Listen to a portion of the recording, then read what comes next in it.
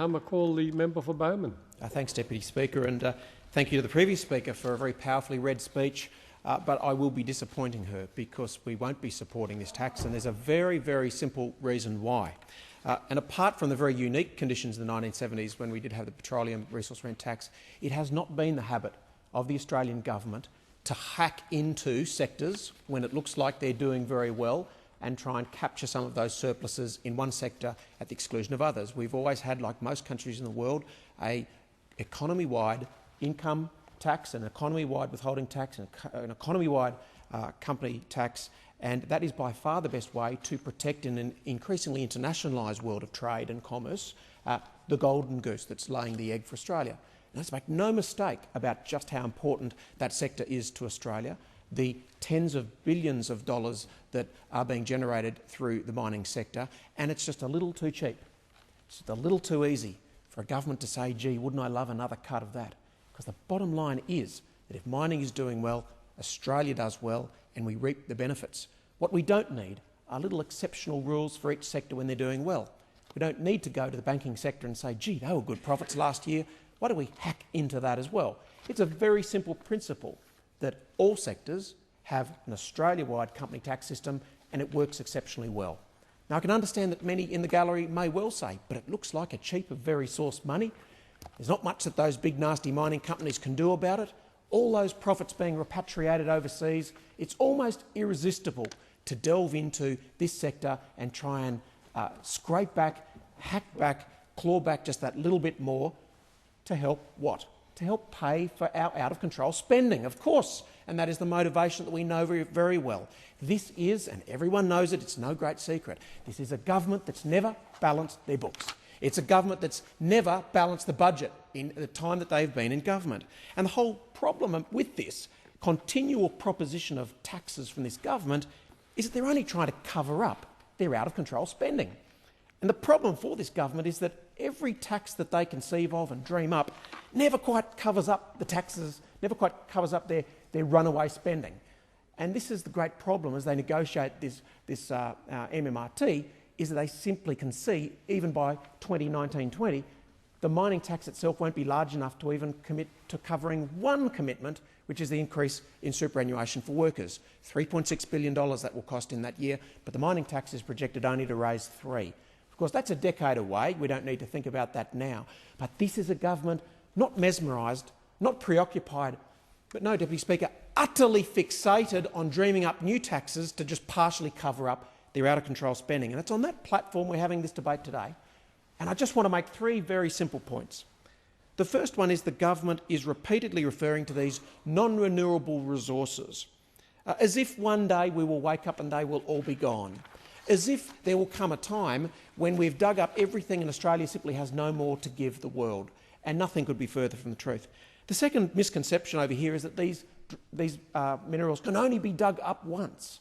I mean, again, a very mistaken conception, as we've known through the history of gold exploration, that no sooner have you left a mine, the prices change, and the very tailings you've dug up suddenly become a gold mine again. We have no idea what the prices of resources will be 10, 20 and 30 years from now.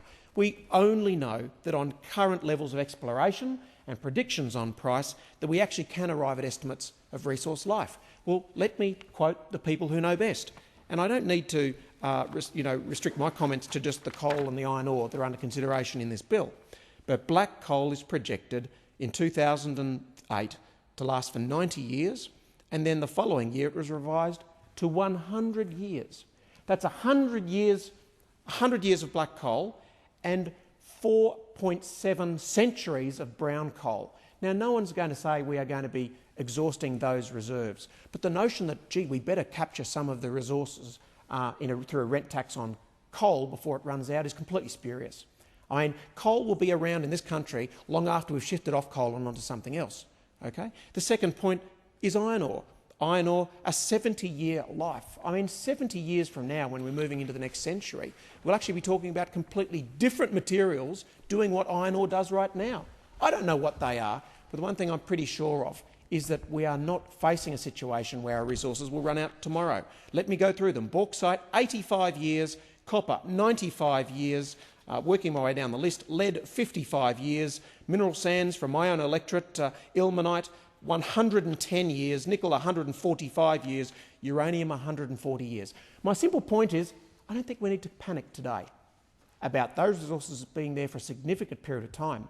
What we do need to do in these circumstances, and I think most people viscerally get it, even though it's tempting to say we'd love a bigger slice of the pie, I think it's the job of governments here to say, how do we make this pie bigger? How do I guarantee that your kids can get a job in that sector?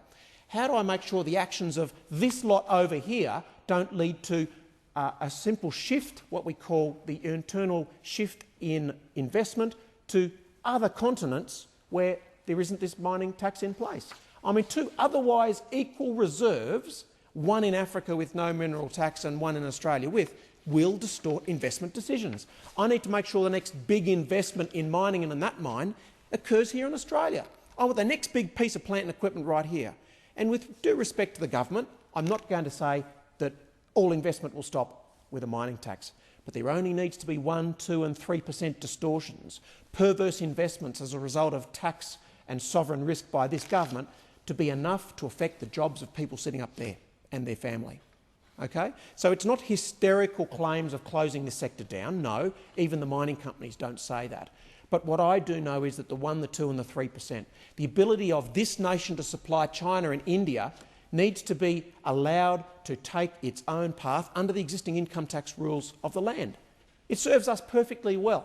It doesn't serve a government that can't control its spending, but it serves everyone else perfectly well. It served every other previous administration of this country, Deputy Speaker, perfectly well. But no, not this lot. No, they're out of control. They've got more promises to meet, they've got more special interest groups to suck up to, and the only way to do it is to come up with new taxing ideas, and typically it's finding a sector that can't fight back. It's finding a sector that the average person on the street says, yeah, have a hook at them, that'd be okay, I'd love to get some of their resources, I'd love to capture some of what they've got, I want to do a bit of naked rent-seeking on the mining sector. Easy target, aren't they? And that's why we're having this debate today. So just like that promise in mid-2010 on the carbon tax, the government that lost its way on borders, and the government that has lost its way on mining tax, we are here debating something that I believe is slightly better than what the previous Prime Minister came up with, but barely, because there has been no consultation with industry, no agreement reached with the states, who up until now have been responsible for collecting the royalties on mining, and most of it's been done in secret, excluding sectors of the mining population, including small miners. I mean, why does the government have to do that?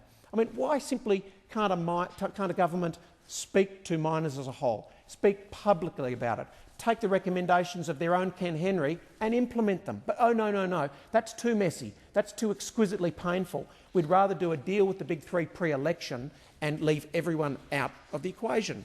That's a new way of government working, isn't it? I mean, that's an interesting way, leaving out thousands of miners, or in the case of iron ore and coal, hundreds of operators.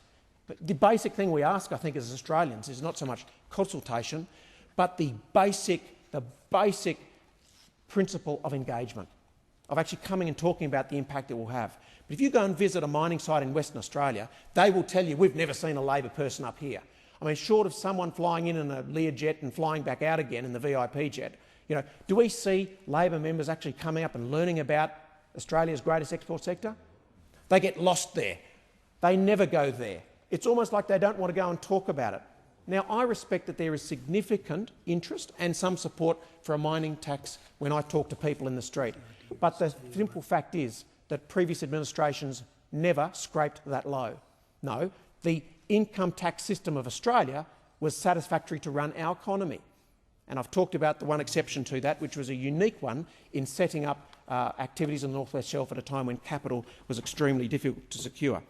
What we have is, again, the federal government trampling over the states. We know this is predominantly a Western Australian and Queensland issue. And again, an inability to even get agreement with Labor states.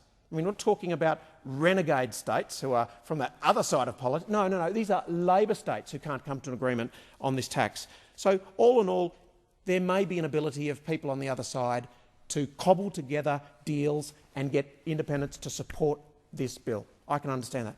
I can understand that at the most superficial level there's some attraction to being able to see big dollar signs in front of your eyes, but I just implore the Australian people, see this government for what it is. Well, no, you already do see this government for what it is, but look even more closely on this issue. for a government that simply cannot contain its spending, cannot contain its fiscal hemorrhaging, and cannot make a truly tough decision around pulling back the money that they provide to different parts of the economy to which they feel they owe something. They are effectively now making our federal budget utterly hostage to what state and territory governments do. That's also a significant concern, because there is no ability of this place anymore to talk about where we will be with a balanced budget in 2013 and 14. That's not good. And then lastly, of course, you're basically sucking $25 of the $38 billion out of a single state with no agreement about how that is best done and no agreement about how that state will benefit. Look, I think it's fairly reasonable to ask for an open and transparent process. No, that hasn't happened. Has it been inclusive of small miners? No. Anyone who truly thinks about this should really expect better of their own government. The right thing is for this lot to go back and do it again. Do it again properly. We don't want deals around Chinese restaurant tables and smoky rooms where you'd cut a deal with the big three miners. No, I'd like them to talk to the Australian miners, the Australians that are domiciled here, to the shareholders that actually support the innovative and fast-growing, risk-taking Australian companies. No, that was all too messy, wasn't it? They've been left out. So please, I think I speak on behalf of many Australians to this government. Get your spending under control. Yeah, that's the big issue, isn't it? If we could actually get the spending under control, we wouldn't need these distortionary taxes. It is almost impossible for us to convince those on the other side that mining is in fact an international enterprise. We live in a world of globalised and internationalised trade and commerce and, of course, mining effort. And the temptation for major miners who are, after all, no way do they want to remain exposed to the sovereign risk of Australia. They're involved in South America. They're involved in Africa. They simply do internal supply changes. They invest in Africa just that little bit more, but it's enough to cost jobs. And just never forget that 3 years ago, what did we always hear from Labor on this side? Guarantee that no single worker will be worse off under your extreme laws. Well, these guys cannot guarantee that for any single worker working in any Australian mine as a result of this mining MMRT. So I would urge every Australian to wake up to the reality of what's happening over here. We can have lower, simpler and fairer taxes. It will be delivered by this side of politics, and we will do everything we can to draw this government back to the fundamental problem they face, and that is their inability to restrain their spending.